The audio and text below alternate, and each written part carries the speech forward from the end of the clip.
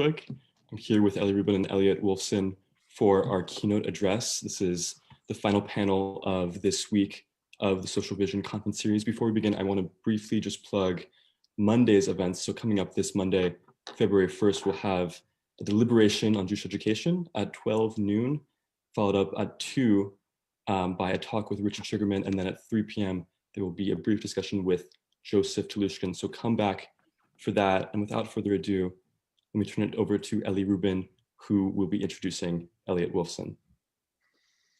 Hi, everyone. My name is Eli Rubin, and I'm an editor and research writer at Chabad.org, where I focus on Chabad thought and history. On the side, I'm finishing up a PhD dissertation at University College London, where the late Professor Ada Rapoport Albert was my primary advisor. And I also collaborated with Philip Wexler now about 2 years ago, coming on to 2 years that we finished the project, in writing Social Vision, the Lubavitcher Rebbe's Transformative Paradigm for the World, which was published by Herder and Herder in 2019, and is the inspiration for this week-long or more virtual conference. And I'm here today to introduce the keynote of this conference, which will be delivered by Professor Elliot R. Wolfson. Before I do that, before I introduce him, I want to thank the organizers and all the contributors who have shared their thoughts, their vision, and their critical insight over the last few days. And I want to thank all of you who are listening in. And I invite you to take note of your own thoughts and to submit any questions you might have for Professor Wolfson in the chat or in the Q&A section, which you can see on the bottom of your Zoom module if you're using Zoom. Hopefully, we'll have some time at the end for some follow-up questions and to elicit some further thoughts. Okay, so here's the introduction. Professor Elliot R. Wolfson holds the Marsha and J. Glazer Endowed Chair in Jewish Studies at UC Santa Barbara. He's a renowned scholar who has deeply enriched the study of Jewish mysticism, drawing on and contributing to the fields of philosophy, literary criticism, feminist theory, postmodern hermeneutics, Eastern mystical traditions, and the phenomenology of religion. He has also published many, many notable books, twice winning National Jewish Book Awards, and twice winning awards from the American Academy of Religion. Here I'll mention only 2 titles: Open Secret, Post-Messianic Messianism and the Mystical Revision of Menachem Mendel Schneerson, published by Columbia University Press in 2009, and his most recent release, Heidegger and Kabbalah, Hidden Gnosis and the Path of Poesis, published by Indiana University Press in 2019, or 2020, I don't know. Okay, there is more to be said about Professor Wolfson's many prestigious appointments and scholarly contributions, but instead I want to preface his keynote with a few personal reflections about the way his work has been a beacon of illumination for me in my study of Chabad thought in general, and in respect to my collaboration with Philip in Social Vision more specifically. Back in 1988, the year before I was born, a landmark conference was convened at University College London. Its proceedings were subsequently published under the title Hasidism Reappraised, edited by Ada Rapoport Albert. Professor Wolfson's contribution bears the title Walking as a Sacred Duty, Theological Transformation of Social Reality in Early Hasidism. And it strongly prefigures the kind of conceptual synergy that Philip Wexler was also beginning to approach at about the same time, albeit from the direction of classical sociology, a project which came to its culmination in Social Vision. In that article, Professor Wolfson articulated the notion that there are 2 models of cleaving to God. A vertical one, which entails the metaphor of ascent and descent, and B, a horizontal one, which entails the metaphor of traversing from place to place. Wexler articulates a very similar conception, which he based on the work of the phenomenological philosopher Anthony Steinbach. There is the vertical or mystical dimension and the horizontal or social dimension, which are in fact axiomatically conjoined. As Professor Wolfson put it in that article, in early Hasidism, the proper worship of God was said to be realized even as one physically walked about and was engaged in social commerce. In a footnote to that article, Professor Wolfson also forecasts the need for a scholarly project that would eventually be realized in his own book, Open Secret. Quote, the whole question of messianism in Hasidism should be re-examined from a phenomenological as opposed to a historical point of view.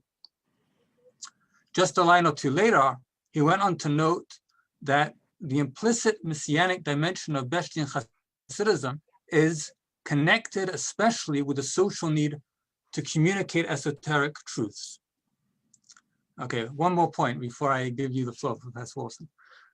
I first joined the Chabad.org editorial team nearly a decade ago, and my very first article was a reflection and an amplification of Professor Wolfson's reading of a teaching from the 7th Rebbe of Chabad Lubavitch, Rabbi Menachem Mendel Schneerson, on the nature of innovation in Torah, which bears deeply on the question of the relationship between past, present, and future.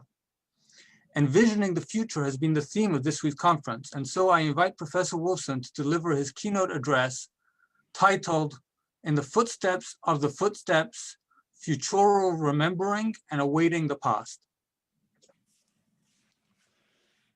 Thank you very much, Eli, for that very warm introduction. And it's no exaggeration for me to say that when I see my work engaged in your work, it actually brings me tremendous pleasure, and much more than the run-of-the-mill academics who sometimes engage my work, although most of the time not so effectively. But before I start, I want to thank Philip, Menachem, and whoever else was responsible for inviting me to offer these words of reflection. So in my talk today, I will focus on the question of futurity. And the part of the social vision that is most relevant to my reflections will be the epilogue, the dynamic of disenchantment and reenchantment in the past and future, and particularly the first section, Schneerson's temporal dialogue with the eternal Torah. We all know that the word epilogue relates to the section at the end of a book that serves as a comment on or a conclusion to what has been presented in the rest of the book. The epilogue, in short, reveals the meaning of the work, and thus it is reasonable that it comes at the end. In the postface to Open Secret, I wrote that I began to write the postface as the preface, but soon realized that what I initially conceived of as the entry was in fact the exit. And to ascertain that wisdom, I further surmised, may have been the point of my journey. Reversing the common sense order, the first portal through which one enters is the way of departure, and the second, through which one departs, is the way of entry. The wise of heart know that the way in and the way out are indifferently the same. I will take the liberty of applying this insight to the epilogue of social vision. However, before engaging that epilogue, and particularly the question of the future, specularized through the prism of the nature of time, let me make some preliminary remarks that will set the conceptual framework for my observation on the relationship of the temporal and the eternal.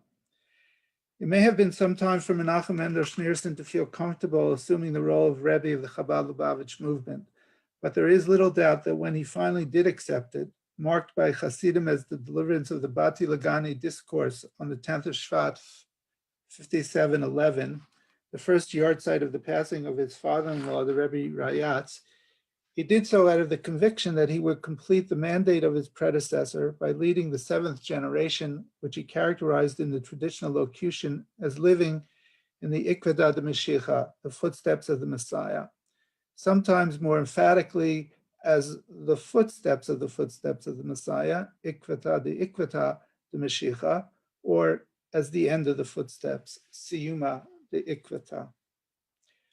To tackle the question of the future as it pertains to Schneerson's teachings, this is where we must start, by accepting that his conception of historical time was informed by the unwavering belief that we are in the footsteps of the footsteps.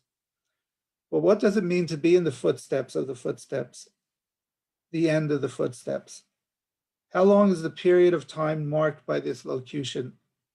Does it have an expiration date, or is it interminable, the end that cannot end and still be the end? I do not want to revisit here my argument in open secret, but there are two critical points of my hypothesis that are worth noting as they are relevant to the ensuing analysis. First, while Schneerson obviously embraced the distinction between Gula Klalit and Gula Pratit, the general redemption and the individual redemption, the nature of the former is informed by the latter, such that the most salient feature of the messianic redemption is a transformation of spirit, an overcoming of the dichotomies that inform our current experience of the world. In the absence of the cultivation of this consciousness, there is no collective redemption of which to speak. Thus, as Schneerson emphasized, the chidush, the novelty of the coming of the Messiah, is in the bond of divinity with corporeality, such that the hierarchical relation of body and soul will be reversed, and the physical body will behold the godliness in all things, an idea linked exegetically to diverse, the presence of the Lord shall appear, and all flesh as one shall behold, for the Lord himself has spoken, Isaiah 45. The redemption, therefore, is marked by the fact that the concealment, ha'elem, which is the world, ha'olam, will no longer be concealed. But what is revealed when the concealment is no longer concealed? In his inaugural address, Schneerson addressed this question by asserting Elohus und Olam in the selbe Sach. Divinity and the world are one and the same thing. Answering one question, however, gives rise to another, and perhaps more difficult question. What is the import of the words derselbe Sach? Does sameness eradicate or preserve difference?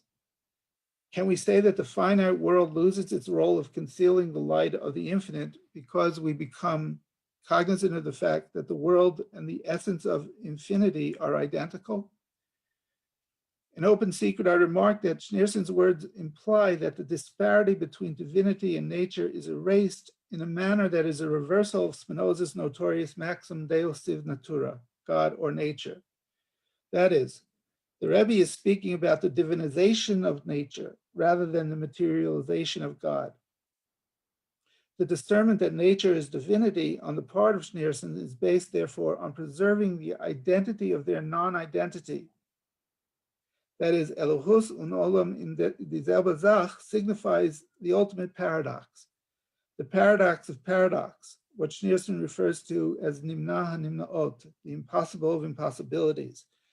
That is, the containment of the boundless light of the infinite, or Ein Sof habilti gvul, in the finite world of space and time.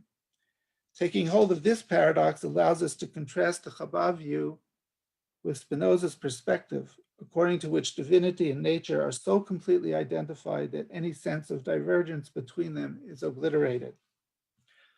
The second point I want to emphasize is that in its deepest temporal cadence, the messianic moment is an event that cannot occur in the temporal flow of nature, but which nonetheless is the very condition that accounts for our experience of the continuity of time.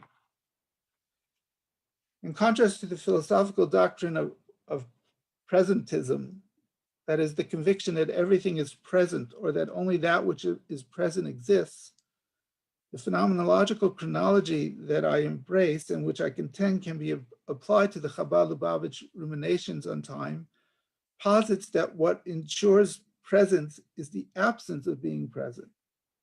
From this vantage point, time is always to be measured in terms of not being.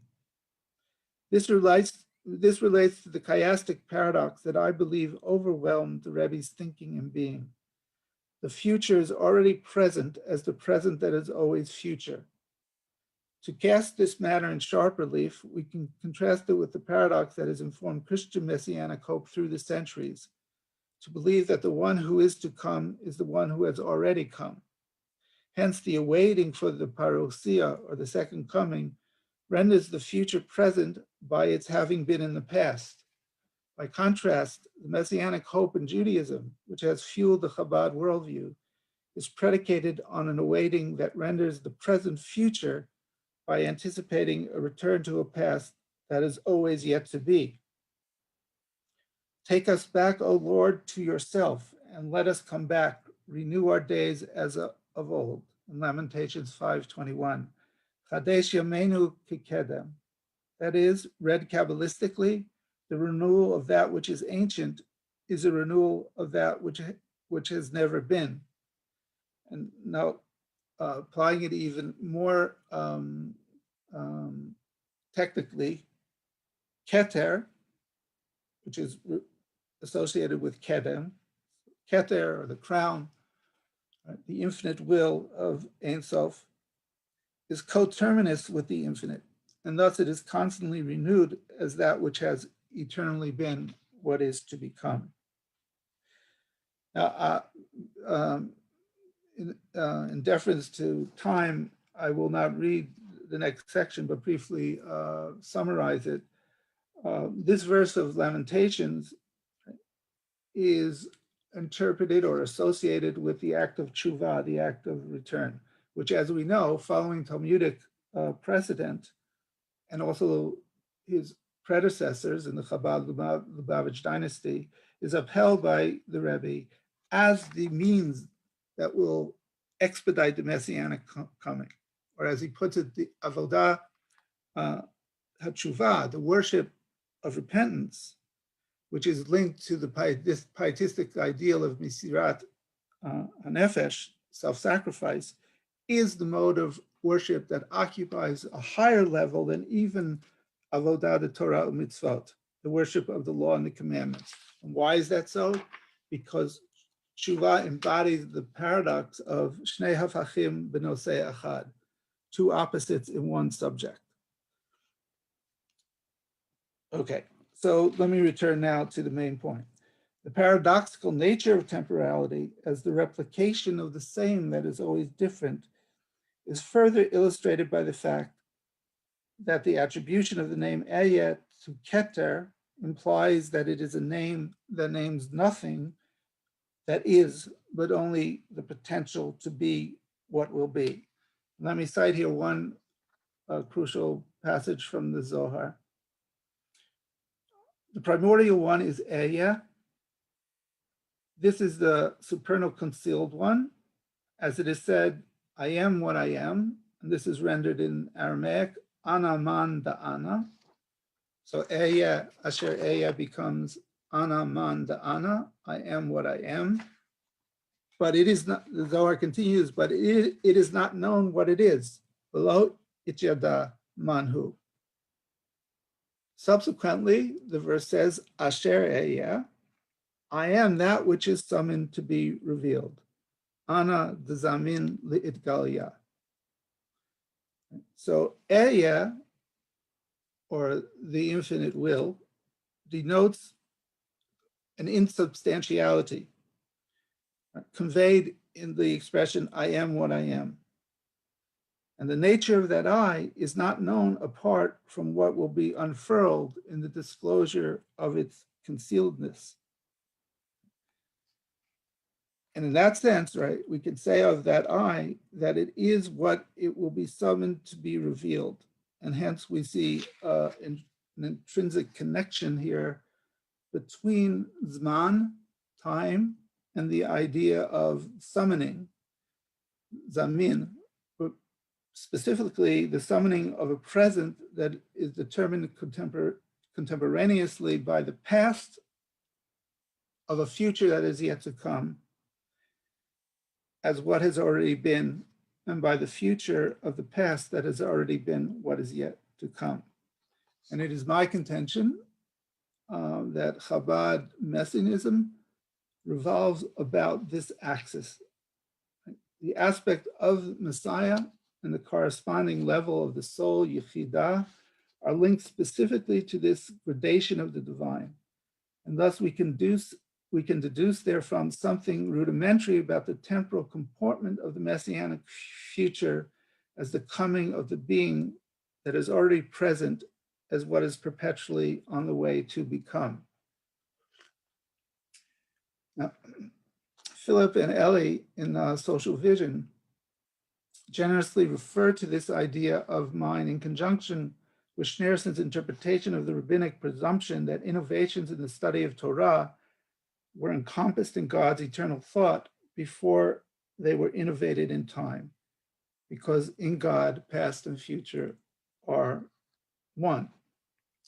After citing my claim that such a view calls into question aligning events chronoscopically in a sequence stretched from before and after, they write, equally importantly, however, it singles the awesome imperative in history, the imperative of history. So in the spirit of Machloket L'Shem Shemayim, I would say that this gloss is somewhat misleading, as it implies that my phenomenological method denies the imperative history, or that I have repudiated the notion that Hasidic ideas can contribute to shaping new sociological patterns. What I have offered is a different construal of the historical and the socio-mystical based on a variant hermeneutic of time. So what is important here is that a more accurate understanding of my position sheds light on Schneerson's conception of history in the social domain, which in turn relate to his messianic teaching. So this discussion is not about defending myself, but it does have repercussions for the claims that are elicited from or built on the foundation of his thinking with respect to the possibilities of a genuine social transformation in the future. Again, because of time, I'm going to skip the next section, which gets into more detail regarding this paradox of the new and old as it relates to Torah study. And this is something that is discussed in the epilogue of Social Vision.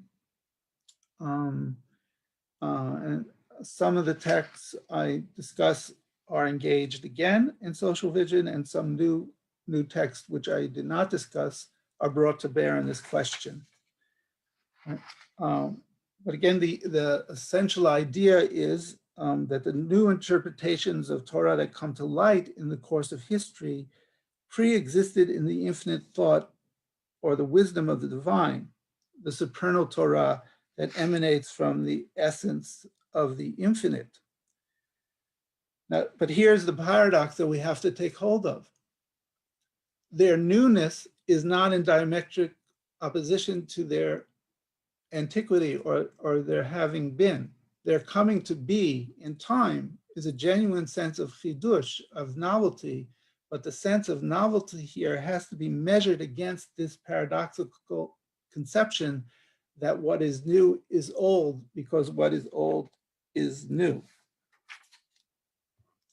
And again, that has bearing, I believe, on the question of how we are to apply this teaching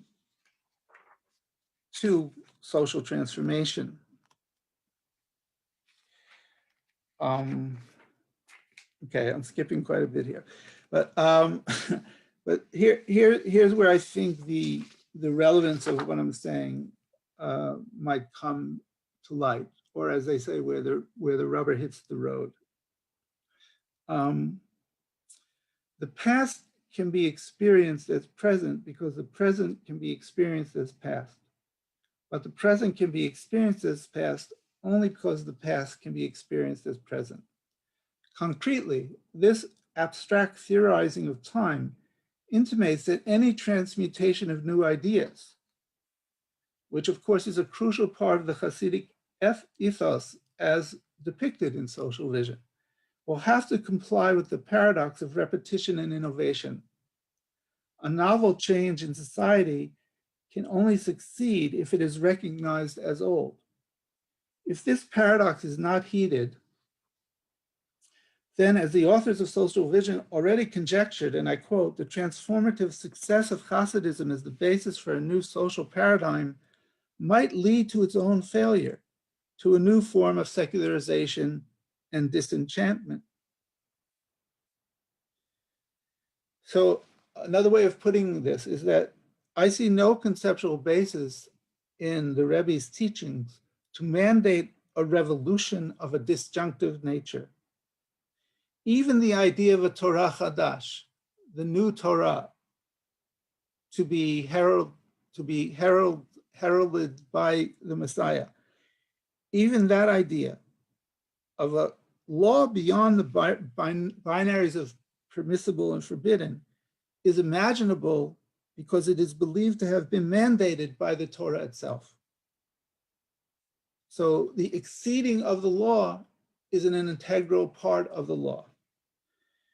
And here, I won't read this again because it's too long, but there is an extraordinary passage which I did translate and discuss in Open Secret, where the Rebbe elaborates on the decoding of the word Elul as an acrostic for Aron Luchot v'Shivrei Luchot, the Ark of the Tablets and the Broken Tablets, which is found in the Megaleh Amukot of Natan Neta Shapira of Krakow. So it's a long passage, I won't read it, but getting to summarizing my analysis, the acrostic for Schneerson conveys the notion that both the broken tablets and the tablets that are intact are enclosed in one container.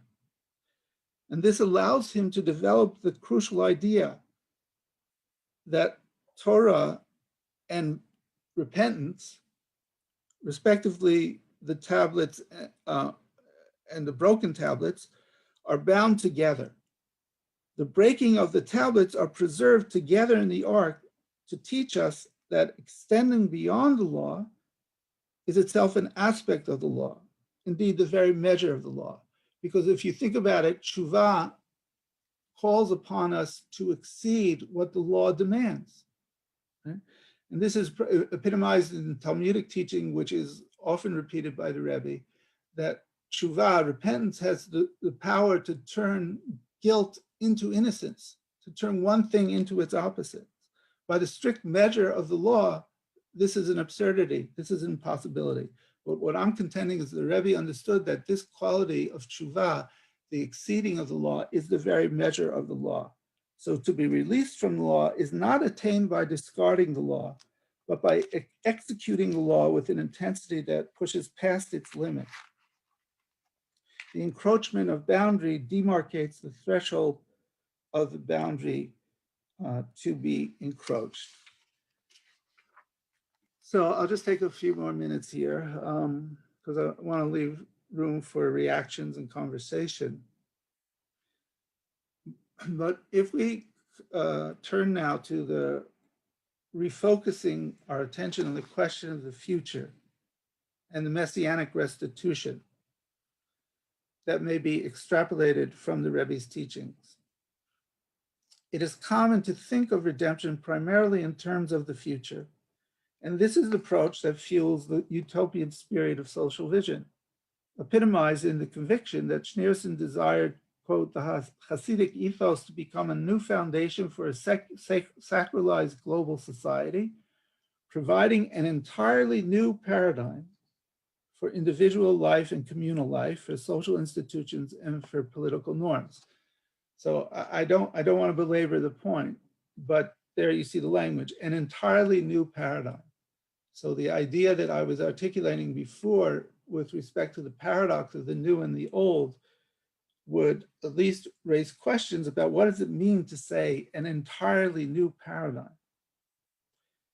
Regarding the centrality of the future to what is presumed to be Schneerson's desire, quote, to re-enchant and re-sacralize the everyday experiences and practices and interactions of all people everywhere, let me quote one critical passage from the epilogue to Social Vision. It is our contention that while Schneerson was born, lived, and died in the 20th century, his ideas do not belong to the past, but to the future. In his own lifetime, his impact was already international, and in the subsequent quarter century, his influence has continued to proliferate. Yet the full universality of his vision remains to be realized in the redemptive step beyond the present. Okay, the redemptive step beyond the present. Now, this is a familiar locution to give expression to the messianic impulse.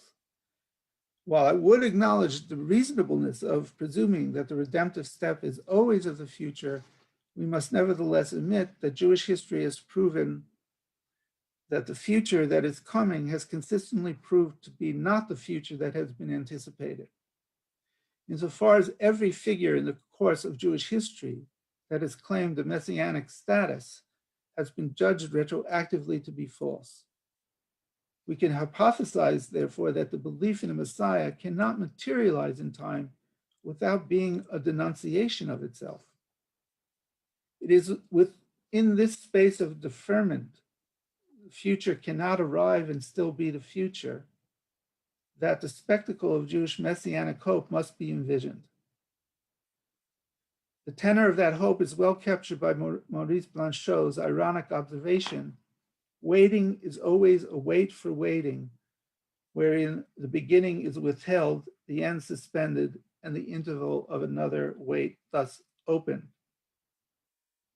So the impossibility of waiting is what is essential to the possibility of waiting. Again, I'm going to skip here.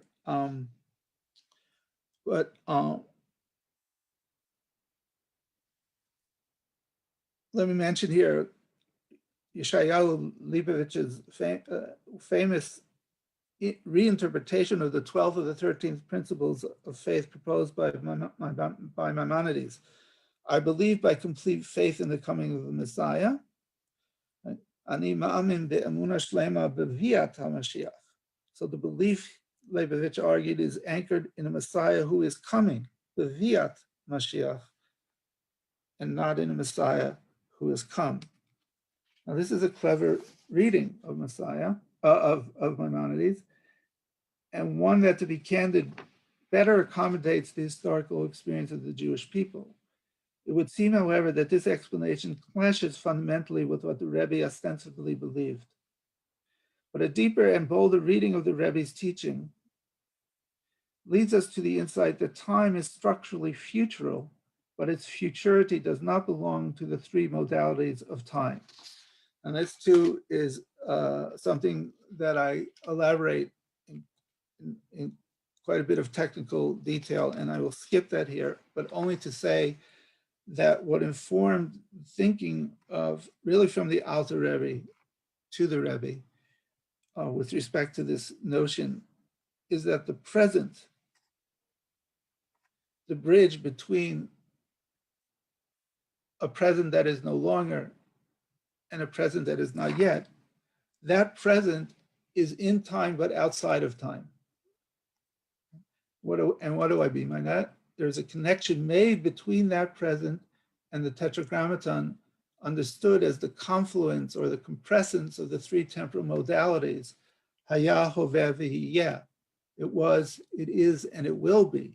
But that confluence or that compressence is the quality of eternality that exceeds time, but nevertheless is manifest in time. Zman she'eino zman.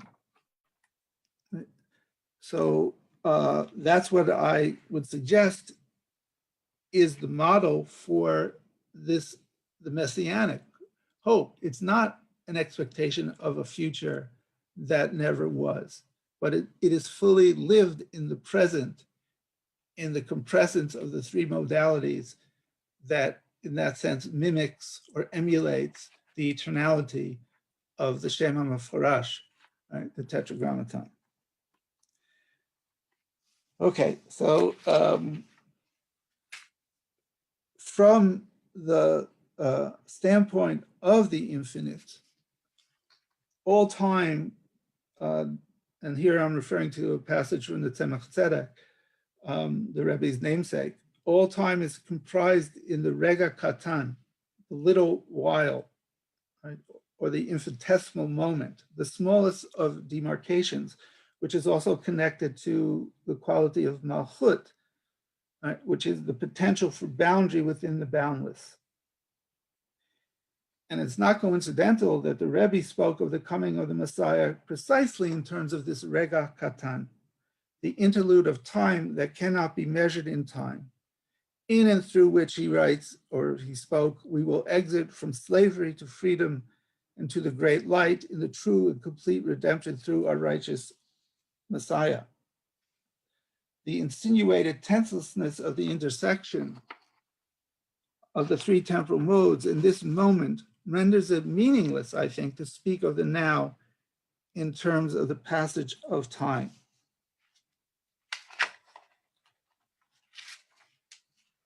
So this, I think, should give pause for understanding that famous chant. We want Mashiach now. We don't want to have to wait. Yes, we want Mashiach now. And the Rebbe demonstrated that this chant was something he approved of and brought him some sort of pleasure. But what would it mean in terms of his teaching? What is the now exactly? He understood in light of what I've tried to present here.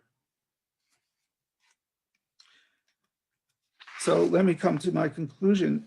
Any way to the future must be through the present, since philosophically speaking, the only mode of time that is real is the present.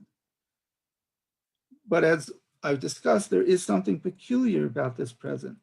To be the moment must pass as the moment on the way to becoming the moment it is to be. But in passing to become that moment, the moment morphs into the past and thus ceases to be on the way to becoming the moment it is to be. It follows that what transpires momentarily cannot truly be of the moment. For what comes to pass previously received its name, and what will come to be subsequently is what it currently has already become. The now, in other words, perpetually presents itself as the now that is presently not now, the instant of immediacy that can never be grasped as the object of immediate experience, but the condition that makes all experience possible. This, I submit, is the insight that drove the Rebbe's messianic teaching. And I am not sure, and please forgive my heresy, if he fully squared the circle, so to speak. That is, if he understood fully how all the components of his speculation on the nature of temporality crystallized into a coherent whole. One thing, however, that seems certain in this aporetic uncertainty, if the messianic vision of Schneerson is to be salvaged as a transformative paradigm for the world, it can do so only if such a program remains faithful to his understanding of the future that is now, because now is the future. Which is to say, the eruption of tomorrow will not be a disruption of today. Or, as I've put it elsewhere, the overcoming will be an undergoing. The tablets that are broken must be preserved in the Ark of the Covenant. Thank you. Thank you so much, Professor Wolfson. It's always wonderful to learn from you. And this was an especially worthy and illuminating engagement. There's so many points that I could pick up on. The importance of your notion of the hypernomian, that the going beyond is not a breaking of the law, but is continuous with the law or mandated by the law. And especially, I think in your conclusion, what I hear is a critical call for us to realize that the Rebbe's vision cannot be understood in merely aspirational and futuristic terms, because the future can only be grasped through transformation, perpetual renewal in the present. And this is a point that you made many times, and for me, it always kind of resonates in the terms of that the Alter Rebbe, Rabbi Shneur Zalman, the idea articulated in chapter 37 of the Tanya, and here I quote, "This ultimate perfection of the Messianic era and the resurrection of the dead, meaning the revelation of the Ein Sof light in this physical world, is dependent on our actions and service throughout the time of the duration of the exile. For in enacting the mitzvah, man elicits the revelation of blessed Ein Sof light from above downward. So there you have, in very clear terms, right at the outset, in that foundational discussion of the telos, the ultimate purpose of human action, of creation, of existence, in the Tanya, you have already there this notion of the meshech, the duration, and that is this duration of exile that instantiates the Messianic era. At several points, you entered into some more particular criticism and also responded to what might be perceived as criticism within the pages of Social Vision of your own work, especially in Open Secret. And here, part of me always wants to just kind of mix out and say, to quote the rabbinic turn of phrase, who am I that I should put my head between these two great mountains? But since my name does appear beneath Phillips on the cover of Social Vision, I do feel obliged to at least say something. And what I'll say is that I want to refer to a distinction that you recently drew in your article, Suffering Time, Maharal's Influence on Hasidic Perspectives on Temporality, footnote 66. So there you distinguish between the coincidence of opposites and the juxtaposition of opposites. So I just want to think about Social Vision and Open Secret for a minute in these kind of terms. I do not believe that Social Vision and Open Secret should be understood to stand in an oppositional relationship to one another necessarily, whether in their general orientation or in the specific theorizations of the Rebbe's teachings. To borrow from your own presentation today, each of these interpretive gestures, and they are certainly far more than gestures, is a reenactment, or one might say a rescrutinization of the Rebbe's revelatory teachings, each from its own inimitable vantage point. And these two perspectives certainly cannot be thought of as merely coinciding, but nor do I wish to see them as juxtapositionally colliding. For me, they are complementary to one another, such that in sustaining difference rather than surmounting difference, a richer perspective on the whole is adduced.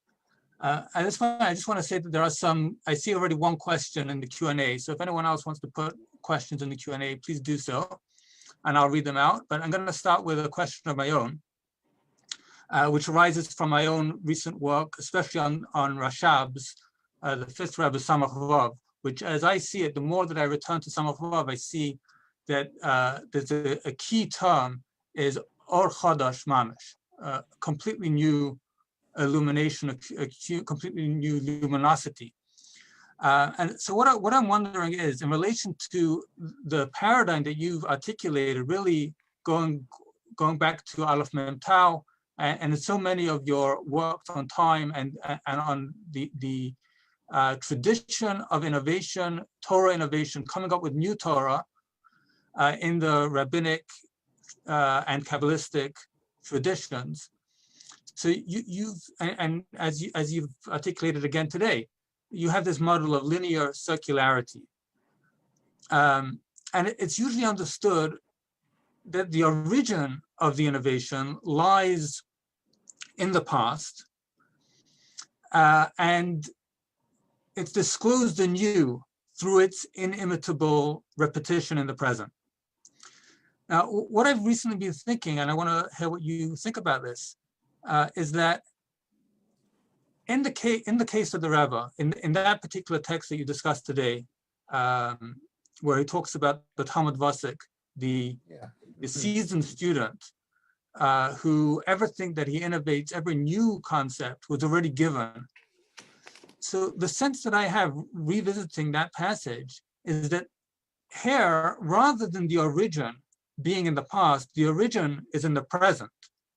The origination of the idea is in the present, and it's retroactively projected onto not so much the past, but the supra-temporal mind of God that transcends the triadic division of past, present, and future. So I wonder if, number one, if you would endorse that distinction between where does the origin lie? Does it lie here in the present, or is it merely a renewal of what was originated in the past? And whether this may itself be seen as a innovative concept relative to earlier conceptions in the rabbinic and Kabbalistic traditions? Well, first let me briefly say I liked how you adjudicated the difference between holistic and social vision. So I do embrace that, and so if there is, in that case, it really would be a machloket l'shem shemayim sofo lehitkayim. So thank you for that. Now, with regard to the more substantive comment from the Rashab, I totally agree with you, and that's what I was fumbling really to articulate here. That it's, even though the confluence or compressence of the three tenses in the Shem HaMeforash puts the Ein Sof outside of time, l'mala migeder hazman. Nevertheless, it's a nitzchiyut and an eternality, which is actually the true cadence of time. And so I think it's and the only thing that is real then about time is the moment. The atah, which the Tzemach Tzedek, renders as eight Adonai, right? The eight, the moment, is of the Lord. That is to say, in the moment we can encounter and experience this confluence. So I think I totally embrace your reading that the origin is not in the past. The chidush is not in the past. It is in the present, but we have to understand the present in terms of this confluence of haya, hoveh, v'yiyeh. Right. Now, as to if this is itself a chidush when compared to previous expressions of the paradox of what I call linear circularity, yes, it's a chidush, but a chidush in the sense that we have just understood it. Right. Okay, great. Okay, so now I'm going to read out a question from Peter Whitehouse.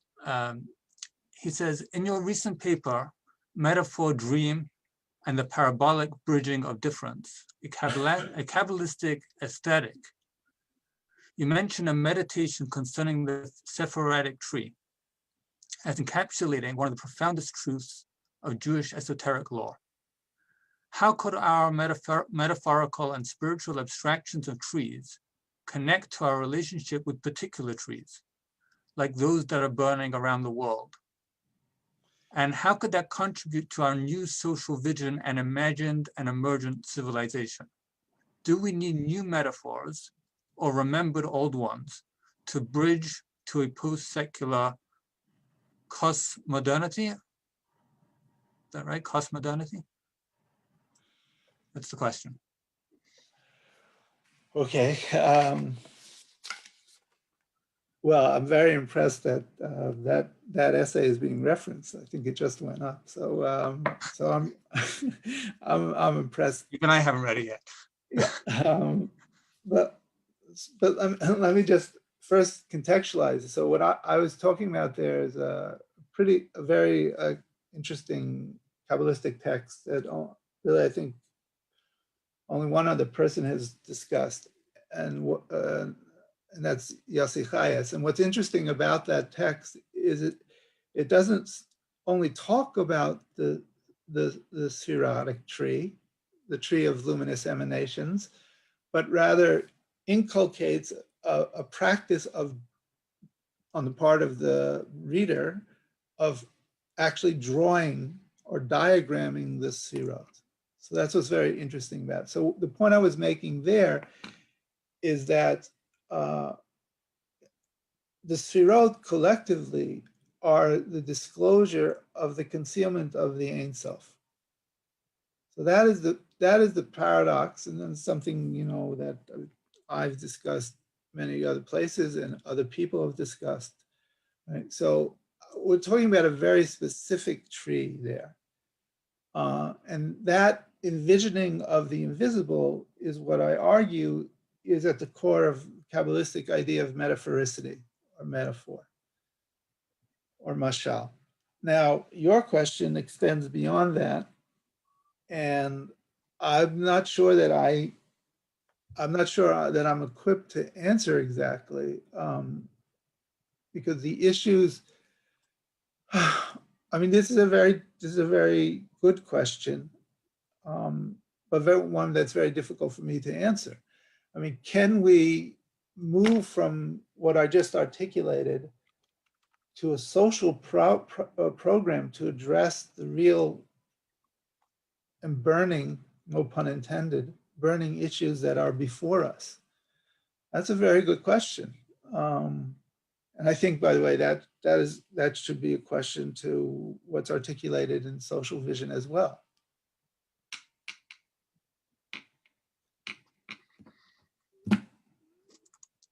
You leaving it at that?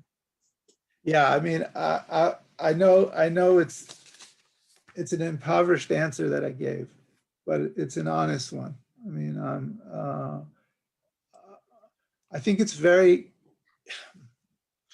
it becomes very important to see how as it was expressed in the question, we can make use and utilize the old metaphor, or do we need new metaphors? Now, my study of the Rebbe for all these years would suggest to me that it isn't the latter. That's what I was saying, and I sort of articulated it rhetorically at the end by saying that the broken tablets have to be together with the tablets in the Ark of the Covenant. As you can't, it's not a rupture, it's not a complete break. So again, based on the temporal hermeneutic, what is new is going to be something that is old. And precisely because it's old, it can be new. Now, how that works out in terms of the specific question, that's where I don't have a good answer at the moment.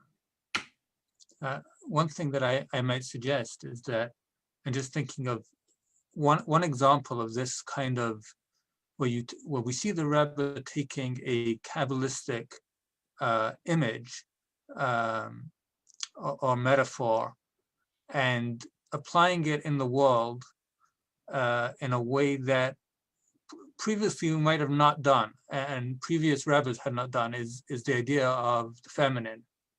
The idea of the Shekhinah and the feminine. There are explicit places, letters to married men, saying you have to regard your wife as the Shekhinah, right? So he explicated that transference from and that image to apply it in social dynamics, social relations, in a way that I don't think suddenly out of Rapport, Albert would argue that the Alter Rebbe didn't necessarily see it to be applied in that way yet.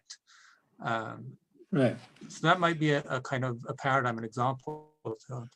Right, but you're substantiating what I'm saying. So he's using something that's in the tradition, and there's a kind of elasticity, right?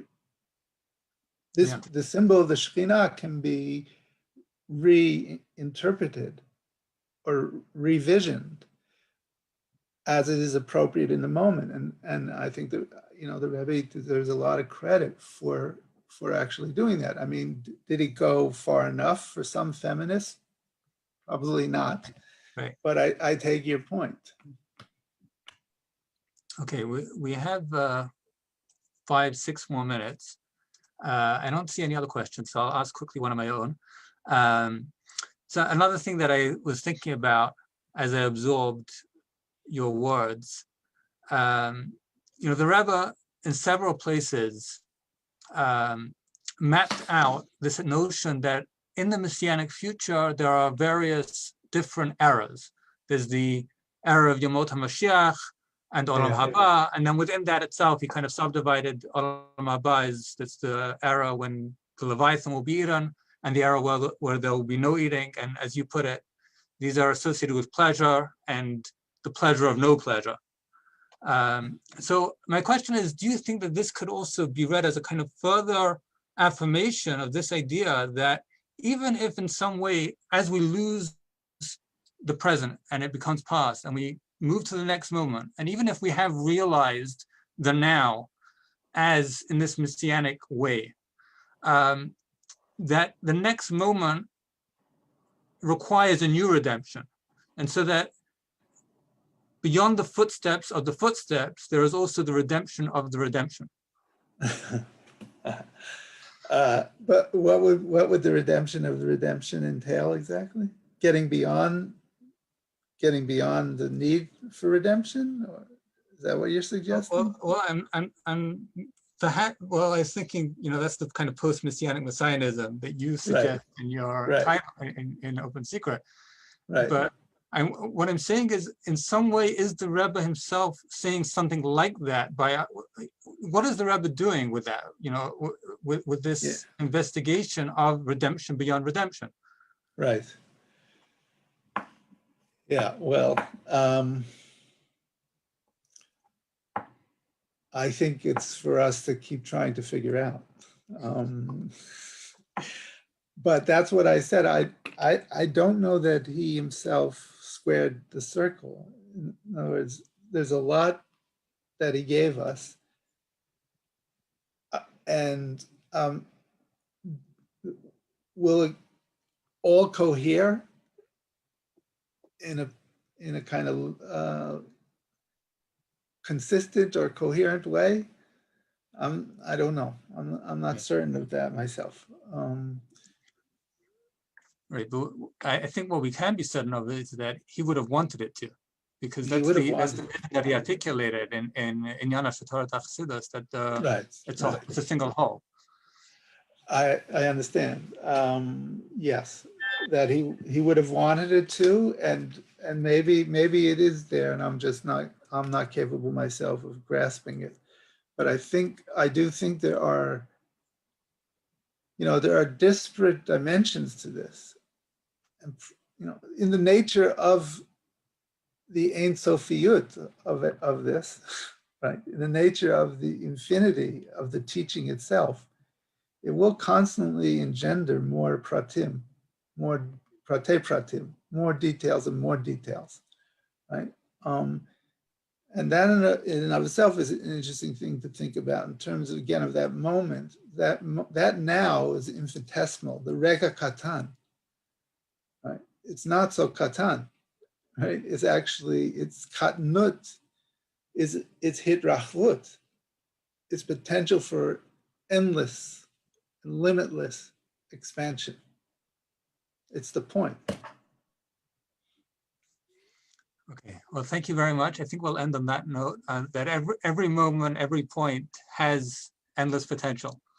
Yeah. Thank you so much, everyone, for joining us. And thank you, Elliot. It's always a pleasure. Thank you. Okay, bye-bye, everyone.